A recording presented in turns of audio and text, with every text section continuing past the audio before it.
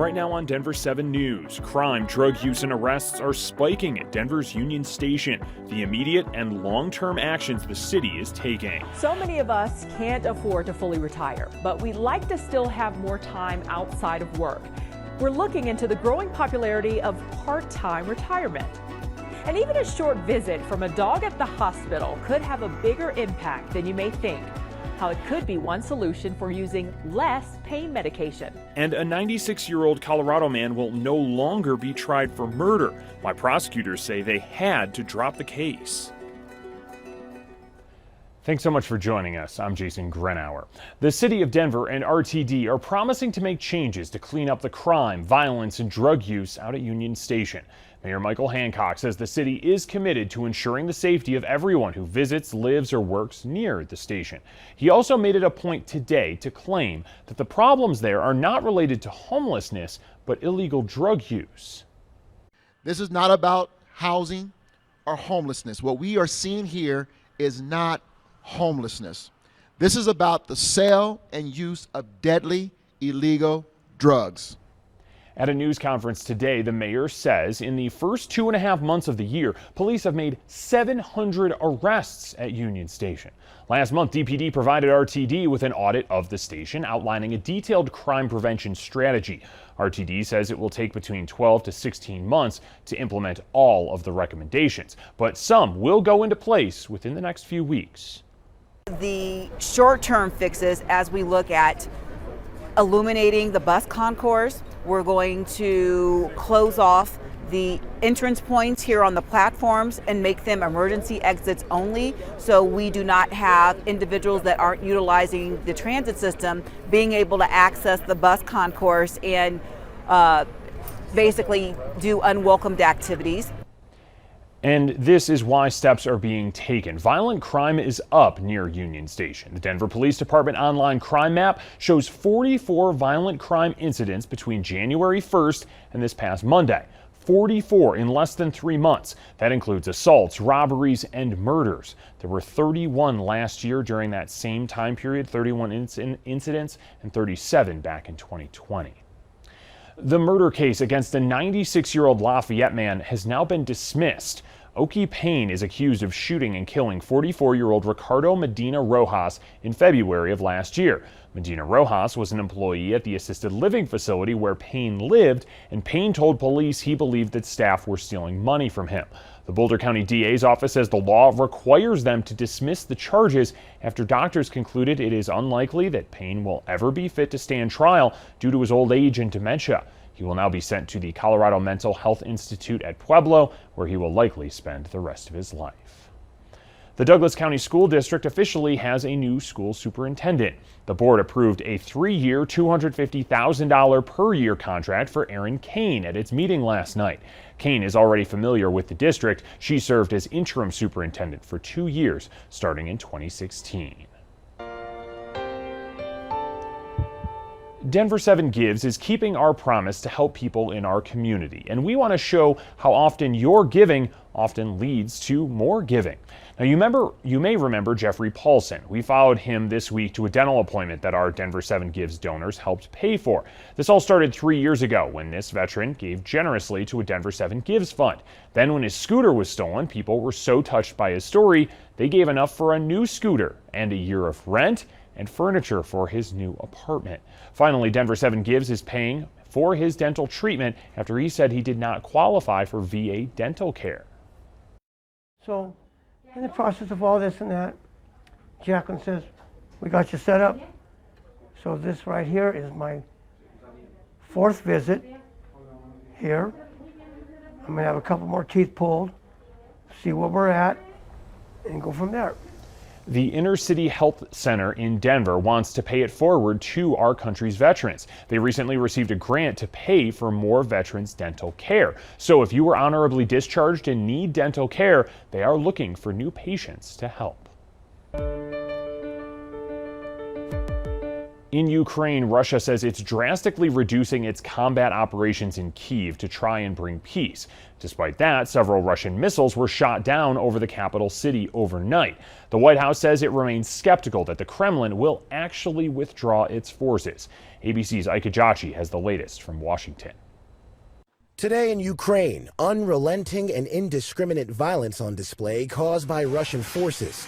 Overnight, air raid sirens ringing out all over Ukraine. Chernihiv and the Khmelnytskyi regions were shelled. New explosions heard in the suburbs of Kyiv, this coming after Russia pledged to drastically scale back military operations in parts of Ukraine, including the capital. ABC's James Longman is there. We've heard the repeated sound of artillery slamming into Kyiv's suburbs. Remember, Russia has specifically not agreed to a ceasefire, so there's every chance they'll continue to bombard Ukraine, even if they move troops around the country. The Pentagon is confirming it's seeing a small number of Russian troops moving away from Kyiv, but says they're not withdrawing. Their intention is to reposition forces and bolster their efforts elsewhere.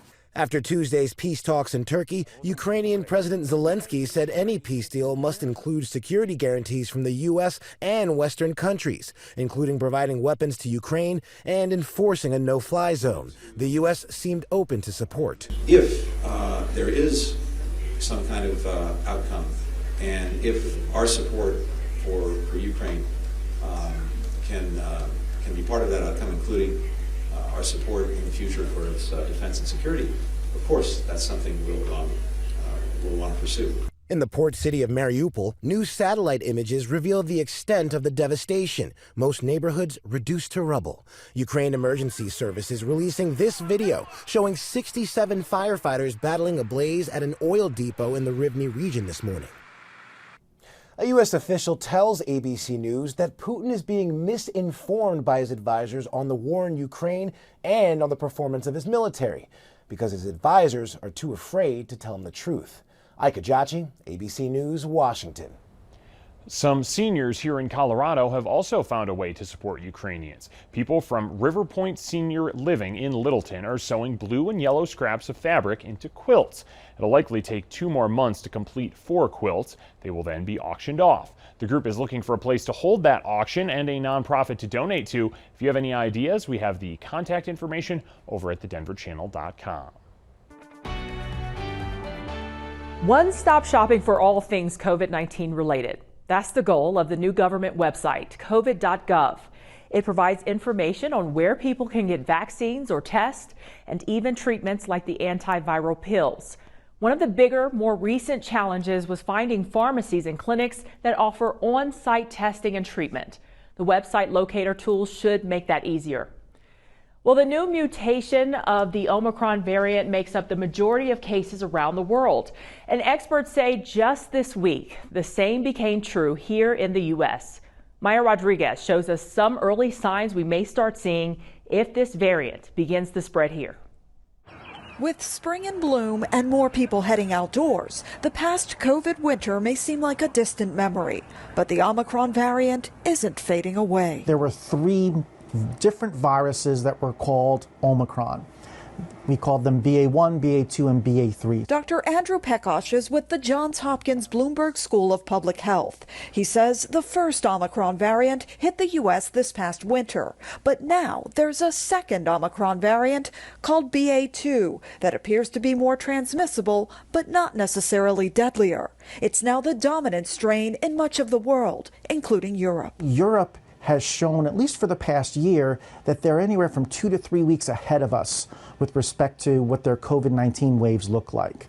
So over the next couple of weeks, we should start to see perhaps an increase in COVID-19 cases. About half of all COVID cases in the U.S. are now the BA2 Omicron variant. Already, there are indications that COVID hospitalizations are up in parts of New England, and case numbers are starting to rise in New York City, up 92% in the past 2 weeks. Still, the positivity rate remains low there and across the U.S., hovering just over 2%.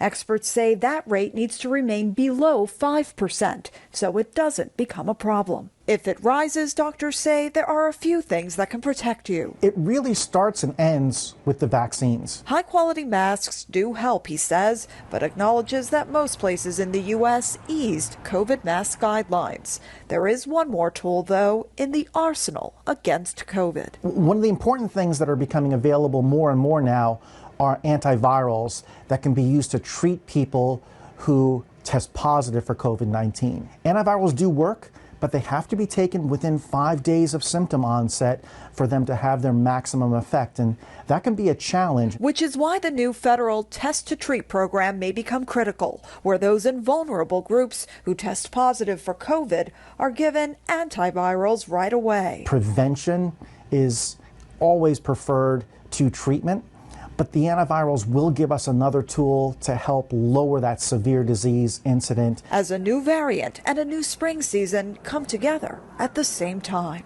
I'm Maya Rodriguez. Maya, thank you for that report. Well, the tight job market has more companies now offering part-time or phased retirement. How you may be able to take advantage of this, even if your work doesn't have a formal program. Plus, the times they are a-changin', and with them, a central Denver neighborhood. The new developments coming to Governor's Park and what's leaving. Next.